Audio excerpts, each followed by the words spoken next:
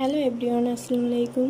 ছোটোবেলা থেকেই খুব ইচ্ছে ছিল ছবি আঁকার, কিন্তু কখনো সেভাবে শেখা হয়নি বলে ভালো ছবিও আঁকতে পারতাম না।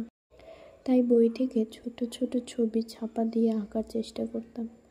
আজ অনেকটা সেভাবেই এই নয়নতারার ফুল আর পাতা ছাপা দিয়ে নয়নতারার একটি পেন্টিং আঁকবো।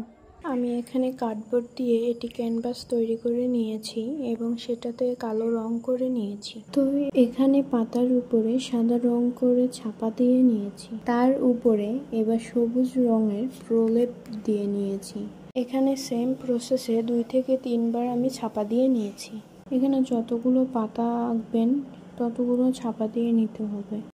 এবার আরেকটি নতুন পাতা নিয়ে তাতে সবুজ রং করে তার ছাপা দিয়ে নিয়েছি। ফাইনাল লুক কিছুটা এরকমের আসবে।